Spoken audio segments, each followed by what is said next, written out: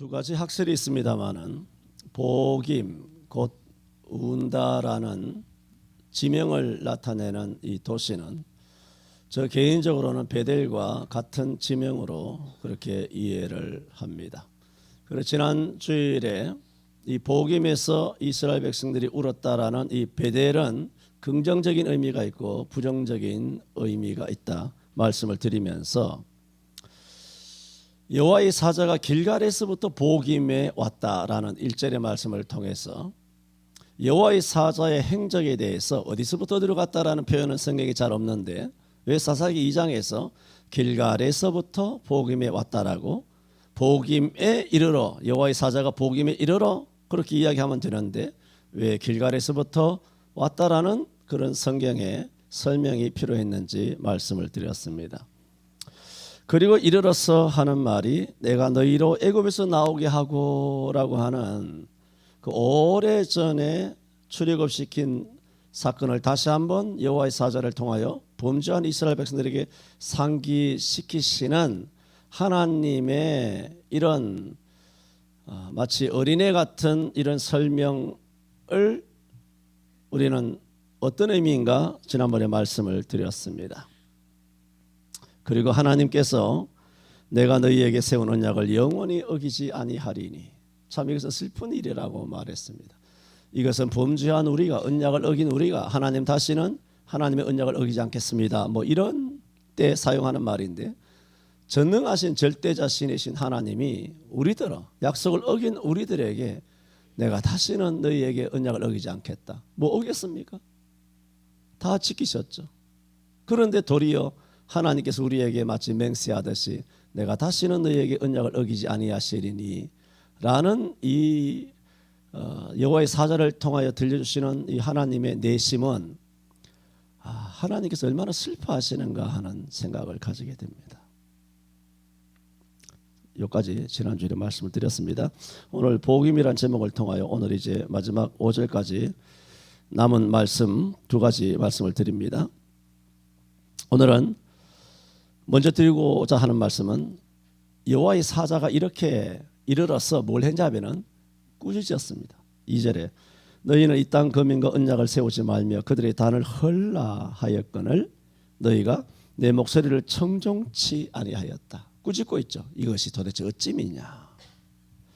그래서 3절에 그러므로 내가 또 말하기를 내가 그들을 너희 앞에서 쫓아내지 아니하리니 그들이 너희 옆구리에 가시가 될 것이며 그들의 신들이 너희에게 올무가 되리라 하며 정말 당신의 택한 백성들을 책망하고 꾸짖고 싶어하지 않지만 어쩔 수 없이 그렇게 채찍을 드시며 또 책망을 하실 수밖에 없으셔서 여호와의 사자를 통해서 하나님께서는 이스라엘 백성을 꾸짖으십니다.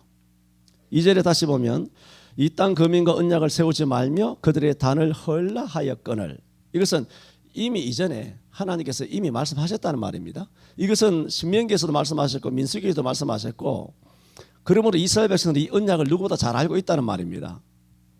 그래서 이 땅 거민과 언약을 세우지 말라고 했음에도 불구하고 그들은 이 땅 거민과 함께 살았습니다. 그리고 그들이 단을 헐라 이게 뭡니까? 이것은 그 땅에 거하는 가나안 족속들을 동정하지 말라는 겁니다. 단을 헐라가 뭡니까? 다 부셔버리라는 겁니다.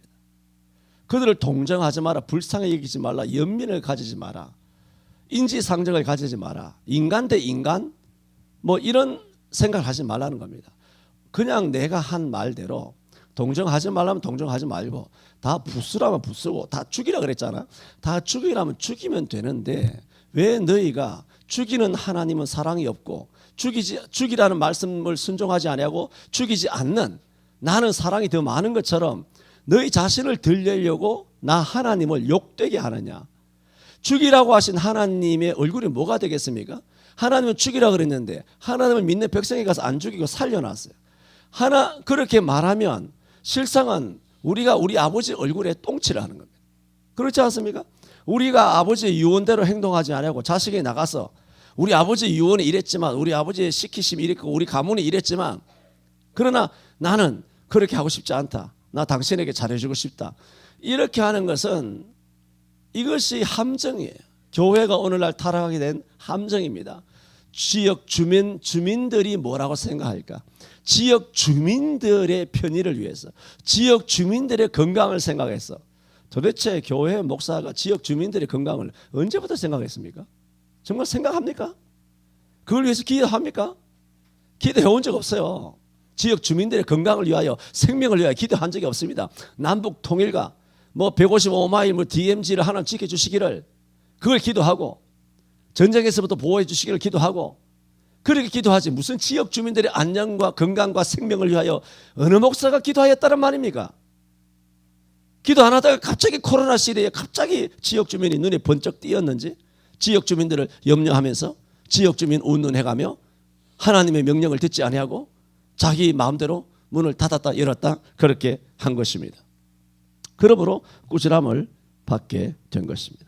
우리는 동정하지 말아야 합니다. 그들의 단을 헐라. 동정하지 말라는 겁니다. 동정하지 말라 하였거늘 너희가 목소리를 청종치 아니하였도다 라고 했습니다. 참 어렵습니다.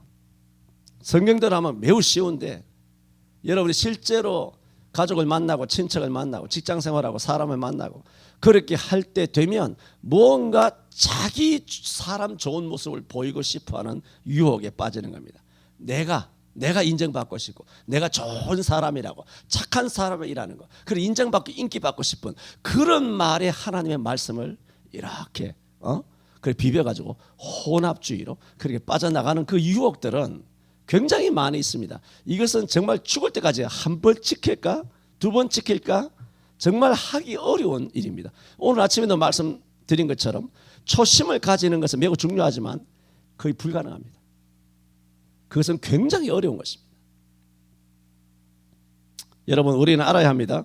로마서 10장 12절에는 하나님께서는 모든 사람이 주가 되사 저를 부르는 모든 사람에게 부유하시도다 그랬어요. 또 디모데전서 2장 4절에는 하나님은 모든 사람이 구원을 받으며 진리를 아는 데 이르기를 원하신다고 하셨습니다. 이 로마서 10장 12절과 디모데전서 2장 4절은 뭘 말하고 있습니까? 하나님은 모든 사람이 하나님이라는 겁니다. 모든 사람이 예수 믿고 구원에 이르기를 원하는 사랑이 많으신 하나님이라는 겁니다. 그러나 성경에는 그런 말씀만 있는 게 아닙니다. 데살로니가전서 3장 2절에는 믿음은 모든 사람의 것이 아니라 잘라 말했습니다. 그리고 특히 에베소서 1장 4절에는 하나님은 자신에게 속한 백성만의 하나님이시다라고 분명히 말씀하고 있습니다. 예수 그리스도의 예수란 이름도 자기 백성을 저희 죄에서 건지실 자라 그랬어요. 마귀 백성, 뱀 백성, 세상 백성이 아니라 자기 백성을 위하여 메시아 예수께서 십자가에 죽으신 것이지 온 인류를 위하여 죽으신 거 아니에요. 하나님의 사랑을 이야기할 때는 온 인류를 사랑하세요. 하나님의 형상이 파괴되어 있지만, 여러분, 우리가 원숭이에게서 나온 것입니까? 원숭이를 닮은 것입니까? 완전히 다르거든요. 우리는 하나님 형상이에요.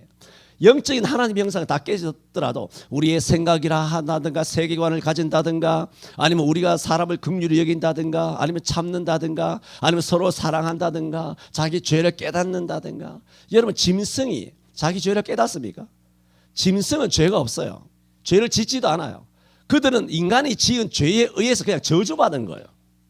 그들은 죄를 지을 지각도 없고 죄를 지은 그런 선택권, 자유의지도 없었고, 그냥 사람이 아담과 하와가 범죄함으로써 모든 피조물은 신음하면서 그야말로 심판과 저주와 죽음 아래 깔려버린 것입니다. 그들은 죄를 지을 의지나 특권이나 자유의지나 그런 수준이나 신분조차 못 돼요. 그들은. 그러나 인간만 죄를 지을 특권이 있었거든. 그런 신분이 있었거든. 그래서 사람이 죄를 지었단 말입니다. 그러므로 예수님께서는 당신의 택한 자만을 위하여 죽어주셨음을 알아야 합니다. 그래서 제가 말씀드리는 것은, 그러므로 하나님의 사랑은 모든 것을 사랑하시지만 구원입니다. 구원에 있어서의 하나님의 본심은, 모든 하나님의 사랑으로, 구원에 있어서 하나님의 본심은 하나님의 사랑이기 때문에 모든 사람이 구원받기를 원하시는 것이 하나님의 본심이에요. 그러나 하나님의 본심이 아무리 모든 사람이 구원받기를 원하시나 모든 사람이 다 예수 믿는 것이 아니기 때문에 결국은 다 예수를 믿어서 구원을 받지 못할 것이라는 것도 아시는 거예요. 그러므로 믿음은 모든 자의 것이 아니고, 그리고 믿음으로써 예수 그리스도로 말미암아 구원받을 사람은 제한이 되었어요. 지난주에도 말씀드리고 수년 동안도 말씀드린 것처럼 지금까지 지는 수백억 인류 지구상에 왔다가 죽은 수백억의 그런 인류들 중에 천당 간 사람은 정말 10%도 안 될 겁니다. 아마 지금 79억 인구도 10%도 아닐 겁니다. 놀라운 일입니다. 그리고 무서운 일입니다. 10%가 뭡니까? 어쩌면 1%일 수도 있습니다. 1%는 넘겠죠. 한 5%. 57에 35. 한 3억 정도? 미국에는 많으니까 1억 5천 정도 구원받으니까. 우리나라 1,000만 중에 뭐 한 200만, 300만 구원받을지 모르겠습니다만, 교회 다니는 숫자 말고 예수 믿고 구원받을 사람. 그러므로 모든 사람이 다 구원을 받게 되는 것은 아니란 말입니다. 제가 왜 오늘 본문과 관계없는 것 같은 말씀으로 하나님은 사랑의 하나님이지만 실제로 하나님의 그 본심은 사랑이시지만 그러나 모든 사람이 예수 믿고 구원에 이르게 되지는 못한다. 이 말씀을 왜 드리냐 하면 그런 의미에서 하나님이 이스라엘 백성들을 선택했다는 겁니다. 지금 이 백성들을 가나안에서 끌어내 가지고 애굽에 430년 동안 강국이 되게 한 다음 그들을 끌어내서 약속의 땅으로 다시 돌리면서 가나안 땅 하나님 주셨잖아요. 주셔서 약속을 다 지키고 언약을 다 지키고 젖과 꿀이 흐르는 땅을 다 주셨어요. 넘치게 풍성하게 지금 대한민국처럼 이렇게 풍성하게 하나님께서 다 복을 주셨단 말입니다. 그러나 뭐 했냐? 그렇게 하셨는데도 이스라엘은 언약을 배반하고 우상을 섬기고 미신을 섬기고 정부라고 하는 권력과 영상예배라고 하는 영상 우상 앞에 엎드려서 절을 하는 우상 숭배의 범죄를 저지르게 된 것입니다. 하나님께서 이런 반만 년 대한민국 땅에서 예수 믿고 구원받은 사람은 극소수 아닙니까? 신라시대 무슨 고분에서 무슨 도마의 그런 성경이라든가 도마의 여러 가지 뭐 그런 것들도 나온 거 전에 한번 단톡방에 올린 적이 있지 않습니까? 그런 것들이 들어있다 하더라도 신라시대에 도대체 몇 사람이 구원받았겠습니까? 고구려 삼국시대 아니면 후삼국시대 아니면 고려시대 무슨 이런 조선시대 오늘의 일일까지 도대체 몇 사람이 예수 믿고 구원받았을까요? 오늘 작금의 이 대한민국에서 한 1,000만 가까운 성도들이 예수 믿는 만큼 구원받을 그런 시기는 우리 한반도에는 전혀 없었습니다. 이렇게 하나님께서 애굽에서 이스라엘을 건지시고 우리를 그런 엄청난 무속에서부터 5,000년 그런 범죄에서부터 건져내서 오늘 이 시대에 우리가 이스라엘 가나안 땅에 들어온 사람과 똑같은 것이 지금 대한민국 한국교회 성도들이에요. 우리 가나안에 온 거예요 지금. 그렇게 왜 하나님 인도하셨냐 말입니다. 이스라엘을 그리고 우리를. 그것은 하나님의 언약을 지키길 바랐어요. 그래서 뭡니까? 이방 나라와 다르게 불교를 믿고 가톨릭을 믿고 우상을 섬기는 무속을 섬기는 것과 다르게 우리를 통하여 이스라엘을 통하여 뭘 세우기를 원하십니까? 하나님의 나라를 세우기를 원하신 거예요. 그래서 끌어내신 거예요. 그런데 보세요. 오늘 2장에 복임하고 있는 겁니다. 복임. 길갈 승리하는 교회가 승리하는 교회였을 때가 있었죠. 그런데 이제는 울고 자빠져 있다는 겁니다. 복임. 그런 의미에서 이스라엘은 하나님의 백성이 아닌 마귀의 백성과 마귀의 정치권과 더불어 살고자 했으니 이는 하나님의 언약을 어긴 겁니다. 그래서 여호와의 사자가 와서 책망을 한 것입니다. 고린도후서 6장 14, 15절에 의와 불법이 어찌 함께 하겠습니까? 빛과 어둠이 어떻게 사귈 수가 있습니까? 벨리알과 그리스도가 어떻게 조화가 될 수 있습니까? 세상의 소금과 빛이라는 것은 세상과 어울리라는 게 아닙니다. 세상과 함께 더불어서 먹고 마시며 즐기자 하는 것이 세상과 타협하고 세상과 어깨동무하고 세상과 함께 보조를 맞추어서 가라는 것이 세상의 소금과 빛이 아닙니다. 빛이 들어가면 어둠은 쫓겨나고 파괴되는데 소금이 들어가면 사람이 얼마나 자극이 오고 고통이 옵니까? 세상으로 깜짝 놀라게 하는 소금이 되고 어둠을 쫓아내는 빛이 있다라는 의미지 세상의 소금 세상의 빛이 있다라고 해서 세상을 닮아가는 그런 소금과 빛이 되어서는 안 되는데 지금 교회는 이웃 주민들 핑계를 대고 있지 않습니까? 가나안 주민들을 핑계를 대고 있는 겁니다. 가나안 주민들의 생명, 가나안 주민들의 문화, 그 존중해야죠. 지금 뭐 아멘 하는 겁니까? 가나안 주민들의 문화, 그들의 어떤 효, 그들의 유교, 도교 다 존중해야죠. 그렇게 하는 겁니다. 그래서 여호와의 사자가 와서 책망했다는 말씀입니다. 마지막 세 번째로, 지난주에 세 번째, 오늘 두 번째요. 이렇게 꾸지람을 듣자 이스라엘 백성은 소리 높이 울었습니다. 4절에 여호와의 사자가 이스라엘 모든 자손에게 이 말씀을 이르매, 2절 3절 말씀을 꾸지람을 했죠. 다시는 그들을 너희 앞에 쫓아내지 아니하리라. 그들의 신들이 너희에게 올무가 되리라. 이거 저주에 가까운 책망이지 않습니까? 네. 그렇게 하니 이 말씀은 알아듣잖아요. 알아들었으면 어떻게 해야 될까요? 회개해야 되죠. 하나님 잘못했습니다. 자복하고 손 들고 천부의 의지 없어서 주 앞에 옵니다. 주 나를 박대하시면 내가 어디 가겠습니까? 하면서 주님 앞에 나와서 십자가 밑에 자복하고 뭐 해야 된다? 회개해야 돼요. 그런데 백성들이 소리를 높여 운지라 그랬어요. 언뜻 보면 이 문맥상 회개한 것처럼 느껴지지 않습니까? 많은 이건 회개가 아닙니다. 이것은 제가 자주 말씀드렸죠. 고난 중환이 되면 많은 그리스도인들이 예수님 십자가 못 박힌 거 연상 상상하면서 십자가에 그런 800m 되는 그런 고난의 길 걸어가신 예수님을 상상하면서 얼마나 고통스러워, 매 맞았을 때 자기도 섬찟하고 뭐 등짝에 채찍이 나면서 피가 자욱하게 흘러내리고 그 온갖 상상, 못이 박혔을 때 자기가 바늘에 박혔을 때 아팠던 그 고통을 또 연상해 가면서 얼마나 기함할 만큼 주님께서 고통스러웠을까. 내 죄를 위하여 죽어주셨으니 예수님 너무 불쌍합니다. 얼마나 힘드셨을까. 이게 뭐냐면 이게 복음입니다. 응? 예수님이 불쌍합니다라고 해서 고난 중간에 주님을 위하여 눈물을 흘리는 것은 그게 복음이라고, 감상주의, 감성팔이라는 얘기입니다. 주님께서 뭐라고 그랬습니까? 나를 위하여 울지 말라고 잘라서 말하지 않습니다. 너와 너 자신을 위하여 울라고 그래. 너 자식과 너와 너 자녀를 위하여 울라고, 너 죄를 위하여 울라고. 내가 십자가 져서 얼마나 고생할까, 얼마나 고통스러울까. 이런 센티멘탈리즘에 빠진 감성팔이, 감성주의에 빠지지 말란 말입니다. 막 책망하니까 막 우는 거예요. 복음.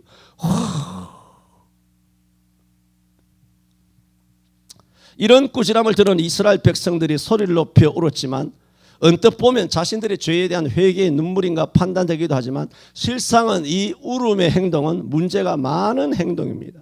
여러분 보세요. 여호와께서 2절과 3절에 와서 여호와의 사자를 통하여 죄를 추궁했죠. 죄를 추궁하신 것은 우리가 왜 가나안에 와서 하나님 말씀을 안 듣고 가나안 사람을 내쫓지도 않고 그들과 언약을 세우고 왜 그들을 동정도 하면서 서로 좋은 게 아니냐 하면서 세상의 빛과 소금을 아주 그렇게 왜곡해가지고 여호와의 편이 되지 아니하고 세상 편이 되고 자기 혼자 좋은 사람으로 사회생활을 하려고 하는 그런 유혹에 빠져가지고 결국은 마귀짓을 하는 그 죄를 회개하라는 것인데, 책망의 핵심은 회개 아닙니까? 그들은 자기 죄에 대한 회개는 전혀 하지 않은 것입니다. 여러분, 우리가 설교를 통하여 설교하는 자의 죄를 책망하고 설교 듣는 자를 책망하지 않습니까? 그 책망을 들으면 우리는 어떻게 해야 됩니까? 회개해야 되는 거예요. 하나님, 저는 어쩔 수 없었습니다. 내가 이렇게 복임할 수밖에 없었던 것은 가나안에 들어와 보니까 이 사람들이 하나님께서 죽이라고 하는 사람들처럼 내가 보니까 그렇게까지 악한 사람 아닙디다. 오히려 교회 다니는 놈이 더 악하지. 세상 사람들 중에 법 없이도 사는 사람 많습니다. 하나님, 결국은 이 사람들도 언젠가는 예수 믿고 구원받으면 되는 거 아닙니까? 꼭 죽여야 됩니까? 죽이면 구원받을 기회가 없어지는데 죽이지 말고 우리랑 같이 살면서 복음 전하면서 좋은 게 좋은 것처럼 잘 이렇게 지나게 되면 이 사람들 중에서도 예수 믿고 구원받은 사람 생긴다면 하나님 나라에도 더 좋은 거 아닙니까? 아마 이런 여러 가지 생각으로 인해서 우리가 죄를 지은 것에 대하여 회개한 것이 아니라 이들은 자기들이 죄를 지은 것에 대한 설명을 하고 있습니다. 여러분, 성경에서 회개를 촉구하는 것은 여러분이 왜 지었는지, 어떤 죄를 지었는지 그 설명 듣고자 하나님께서 회개하라 천국이 가까웠느니라고 바리새인과 사두개인들에게 책망하신 것이 아니에요. 뭔 죄를 설명합니까? 하나님께서 몰라서 설명을 듣고 싶습니까? 하나님은 자복을 듣고 싶으신 거예요. 그런데 이들이 울었다는 것은 회개가 아니라 죄를 설명하고 있는 겁니다. 어쩔 수 없었다는 것입니다. 그래서 죄를 지어놓고 어쩔 수 없었다며 그렇게 죄에 대한 설명을 하는 것은 바로 에덴 동산에서 선악과를 따먹은 다음에 어쩔 수 없었습니다. 하나님께서 내게 주셔서 나와 함께 하게 하신 그 하와가 내게 줌으로 어쩔 수 없이 나도 먹었습니다. 아담이 회개했습니까? 죄를 설명했습니까? 하나님이 내게 주신 그 하와 있잖아요. 그 하와가 내게 주더만요. 그 주어서 어쩔 수 없이 죄를 지었습니다. 하나님. 내가 죄를 그냥 어긴 게 아니에요. 왜 문을 왜 닫았는데 그게 다 이유가 있습니다. 하나님 하고 조곤조곤의 설명을 다 하는 겁니다. 만약에 하나님이 아담을 하와를 안 주셨고 하와가 그 선악을 안 따가지고 내게 안 주었다면 나는 안 지을 수 있었습니다 라고 죄를 지을 수밖에 없었던 상황을 아담과 하와가 설명한 것처럼 지금 이 보기맘에서 울고 있는 감성팔이하는, 그래서 울므로써 자기의 어떤 정당성을 보장받고자 하는 이 유대인들의 술책을 한번 보세요. 이게 천만 그리스도인들의 대부분의 감정입니다. 도대체 성경적인 캐논이라고 말하는 정경의 옳고 그름의 판단력은 없고 그냥 감정 상처받았다는 겁니다. 그냥 힘들다는 겁니다. 그냥 뭐 괴롭다는 겁니다. 왜 자꾸 죄를 지적을 강단해서, 그것도 왜 날 꼭 김집사 뭐라고 성경에 다 지적했잖아요. 사람에게 단체로 죄를 지적한 적 있습니까? 딱 한 사람 한 사람, 모세, 아브라함, 롯, 딱 한 사람 한 사람, 다윗, 딱 한 사람 한 사람에게 다 죄를 지적했어요. 목사가 설교를 못해. 장로가 이빨이 갯발만큼 나와가지고 권사가 또 얼굴을 새처럼하게 돌려가지고 밥도 안 먹고 가방 메고 집으로 돌아간 거 보면 나중에 보면 설교 상처받았대. 강단에서 사람들 다 듣는 데서 어떻게 날 두고 김장로, 이장로, 최장로 아니면 이권사, 정권사 해가면서 그렇게 일일이 날 그렇게 지적하느냐는 거예요. 성격대로 합시다. 성경에 죄를 지적할 때 다윗에게 지적 안 합니까? 헤롯에게, 다윗에게, 도대체 바로에게 앞에 왕이라도 면제를 대려고 죄를 지적하지 않았습니까? 대놓고 이사야, 예레미야, 에스겔, 다니엘, 호세엘, 바울, 사도고, 베드로고 다 대놓고 면제를 대고 당신이 죄인이라 당신이 범주하였도다 그렇게 말하지 않았습니까? 그러면 다 설명하는 겁니다. 나 괜히 상처받았다. 지금 핵심은 회개하라는 건데 상처받았다는 것으로 공격을 하는 겁니다. 공격. 하나님의 말씀을 방어하면서 하나님을 공격하는 거예요. 그게 뭡니까? 아담의 후손 아닙니까? 아담도 하나님을 공격했습니다. 방어하는 게 아닙니다. 하나님이 내게 주셨어. 첫째, 하나님 책임. 두 번째, 그 하와가 선악과를 따줌으로 하와 책임. 난 책임 없다는 거야. 난 어쩔 수 없었다는 거야. 죄에 대하여 설명을 늘어놓고 있다는 것입니다. 지난 3년간 정부의 영상예배, 우상예배 해온 전국 교회 목사들과 각 기독 TV 방송국들이 회개합니까? 회개 안 합니다. 설명합니다.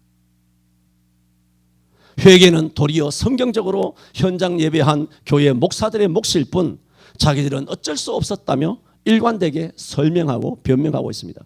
그리고 지난주 기독방송에도 캠페인 방송을 했습니다. 캠페인으로 뭐라고 말했느냐? 지난 코로나 시국 교회 목사님들은 성도들의 건강을 생각해서 고심 끝에 어쩔 수 없이 용단을 내려 영상 예배를 할 수밖에 없었습니다. 각 교회 담임 목사님들의 고충을 헤아려 주시고 기도해 주시기 바랍니다. 이런 방송국에 대놓고 캠페인 영상을 감정에 호소하는 영상을 지난 주간에 올린 바가 있습니다. 그게 저지난 주간이란 뜻입니다. 지난 주간 또 했는지도 모르지. 내가 그 기독 TV 보고 앉은 게 아니기 때문에. 그래서 그리고 태세 전환하여 공예배는 모여서 하는 예배입니다. 이제는 모여야 합니다. 이제는 모일 때입니다. 라며 영상을 올리고 있으니 정말 양심이 있는가? 회개는 안 합니다. 설명입니다. 목사님들 힘들었다. 고심 끝에 문을 닫을 수밖에 없었다. 회개가 아니고 설명하고 있는 겁니다. 어찌 반성경적 이단적인 영상 예배를 순영한 설교하고 주장해온 목사들의 변명이 어쩔 수 없이라는 참으로 못난 말을 하는가? 여러분, 어쩔 수 없이 기억하세요? 그 말을 성경에 대입하면 성경은 그날부터 소설치게 됩니다. 어쩔 수 없이 주일 못 지켰습니다. 어쩔 수 없이 간음했습니다. 어쩔 수 없이 우상숭배했습니다. 어쩔 수 없이 도둑질했습니다. 어쩔 수 없이 거짓말했습니다. 어쩔 수 없이 남을 해코지했습니다. 어쩔 수 없이 마약 털어놨습니다. 요즘 마약 많죠? 문재인 시대 때 500배가 마약이 500배야? 500배 마약이 많이 들어온 거 알죠? 어쩔 수 없이 도둑질했다. 어쩔 수 없이 불순종했다. 어쩔 수 없이 신사참배했다. 어쩔 수 없이 영상예배했다. 여러분, 어쩔 수 없이라는 관용구는 이제 더 이상 회개하지 않아도 되는 신기원을 이루는 마귀의 기적의 논리이며, 어쩔 수 없이라는 변명은 어떤 범죄를 저질러도 된다는 만능 치트키가 되어버렸습니다. 여러분, 아셔야 됩니다. 성경은 어쩔 수 없이가 아닙니다. 없습니다. 눈시게 찾아봐도. 그리하지 아니할지라도입니다. 그걸 싹 바꿔버린 겁니다. 내 형편이라서 어쩔 수 없이 뭐 어떻고 저떻고 나에게 죽창이 들어오고 풀무불이 집어넣고 사자굴이 집어넣고 세무조사가 와서 어쩔 수 없이 정부에서 너무 압박을 해서 어쩔 수 없이 직장 상사가 맞았니 안 맞았니 출근하니 못하니 직장에서 내가 쫓고니 못 쫓니 어떻게 하겠어요? 민생구호가 문제인데 어쩔 수 없이 그랬다는 거. 어쩔 수 없이 내가 신사 앞에 절했다는 거. 어쩔 수 없이 내가 절했다는 거. 어쩔 수 없이. 근데 성경은 그렇게 말하지 않아요. 어쩔 수 없는 상황이 있어. 사자굴에 들어갈 수밖에 없는 상황. 어쩔 수 없어. 죽창에 찔리는 상황, 가산이 정몰되는 상황, 집안 식구들이 뿔뿔이 흩어지는 상황, 아멜과 토굴에 유리하는 상황, 양과 염소의 가죽을 입고 도피하면서 그렇게 고통당하고 옥에 갇히고 매를 맞는 상황, 이런 상황, 어쩔 수 없는 상황이 있었지만 그리하지 아니할지라도 나는 우상에게 절하지 않겠습니다. 이게 성경입니다.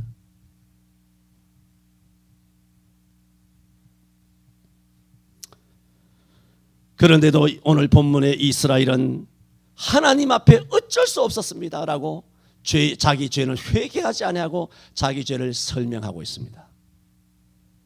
참된 회개는 다시는 가나안 족속과 상종하지 않겠습니다. 그들의 단을 헐어버리겠습니다. 이들을 다 죽이든 간데 쫓든가 하겠습니다. 이런 결심을 듣고 싶어서 사자를 보냈는데 설명하고 있는 겁니다. 그리고 울고 자빠졌어. 뭐 하는 겁니까? 내 앞에서 울지 마세요. 나 그 우는 꼴 보기 싫어합니다. 내 앞에서 울지 마세요. 성령으로 우세요. 성령의 감동은 우는 게 있어요. 눈물이 팍 터져 나오는 그런 눈물이 있단 말입니다. 쥐어짜지 말고.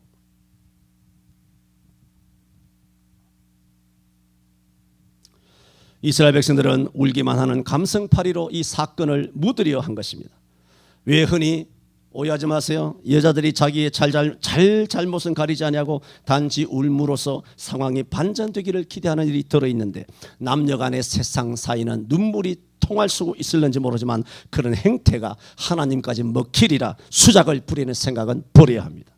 참된 회개 없는 눈물과 울음은 하나님 앞에 아무런 소용이 없으며 거짓임을 알아야 합니다. 4절에 백성이 소리를 높여 운지라, 그냥 운 것이 아닙니다. 소리를 높여 통곡하고 있습니다. 이 정도 눈물쇼 감성파리에 감동하지 않을 사람이, 속아 넘어가지 않을 사람이 어디 있겠습니까?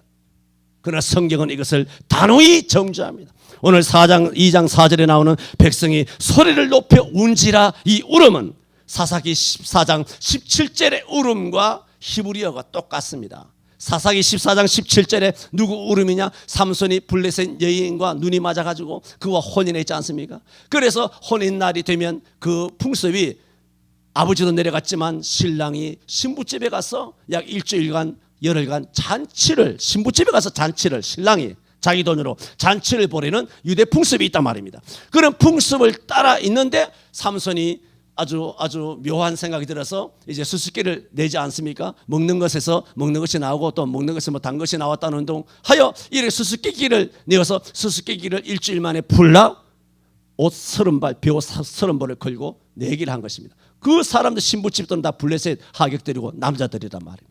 그런데 일주일이 다 가도록 이 삼손의 수수께끼를 풀지 못하자 그 삼손의 와이프 되는 블레셋 여인을 압박을 하여 수수께끼를 알아내지 않으면 너희 아버지와 집을 다 불살라버리겠다 하니 이 압박이 쫓기긴 했겠지만 블레셋 아내가 삼손이 낸 수수께끼 답을 얻기 원하여 삼손을 원망하며 사사기 14장 17절에 뭐라고 말했냐면은 들어보세요. 7일 잔치할 동안에 그 아내가 삼손 앞에서 울며 간계의 울음, 속임수의 울음, 마귀의 울음, 그 울음과 오늘 2장 4절에 소리 높여 운지라 하는 이 울음이 히브리어가 똑같은 히브리어입니다.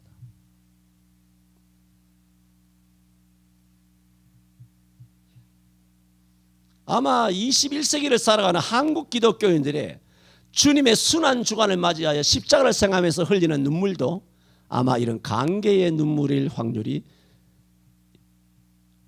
많겠죠. 저는 오늘 복임이란 제목을 통하여 말씀드렸습니다. 베델이라고 하는 이 복임의 도시가 야곱과 관련해서는 매우 긍정적인 의미, 하나님을 만난 하나님의 집을 의미합니다. 그러나 그 의미와 달리 이 사사기, 그 다음에 역대기, 열왕기로 가면서 이 복임이라는 베델은 북이스라엘로 갈라진 초대 여로보암 왕이 지은 이 범죄, 남베델에 금송아지를 세운 그 여로보암의 범죄, 이스라엘 백성으로 범죄케 한 느바스의 아들 여로보암의 죄를 떠나지 아니하였더라. 북이스라엘 19왕이 초대 여로보암 왕이 베델에 세운 이 금송아지 우상의 범죄에서 떠나지 않았다는 북이스라엘이 멸망하게 된 근본적인 원인, 우상숭배, 그 죄를 의미합니다. 그것을 오늘 성경에서는 베델이라 말하지 않고 뭐라고 말합니까? 같은 지명이라 할지라도 복임이라 울고 자빠졌다는 것입니다. 지금 한국교회는 회개를 합니까? 회개는 전혀 하지 아니하고 첫째 죄를 설명합니다. 그러지 않습니까? 대부분의 100의 99은 다 죄를 설명합니다. 그리고 어쩔 수 없이 고심 끝에 내린 목사님들의 용단입니다 라고 말하고 있으니 한국교회가 지금 회개를 하는 중인가요? 아니면 블레셋의 아내처럼 삼손 앞에서 울었더라 하는 이런 간계의 울음을 울고 있는 한국교회의 현실인가요? 오늘 사사기 2장 복임이란 제목을 통하여 말씀을 드렸습니다. 기도합니다. 주님, 같은 지명이라 하지만 우리는 복임이 되지 말게 하시고 긍정적인 의미의 베델이 되게 하여 주옵소서. 우리 가정이 하나님의 집 베델 되게 하시고 우리 교회가 하나님의 집 베델이 되게 하여 주옵시고 한국 교회 모두도 베델이 되게 하여 주옵시고 그리고 승리하였던 1980년 이전에 성령 충만하였던 길갈이 되어 애굽의 모든 수치가 굴러떨어지는 것처럼 불신앙과 비성경적인과 인본주의와 세속주의와 질병과 모든 죄악이 또 저주와 죽음과 심판과 음부가 다 굴러떨어졌던 성령 충만하였던 한국교회의 길갈로 돌아가는 우리 교회들이 되게 하여 주옵소서.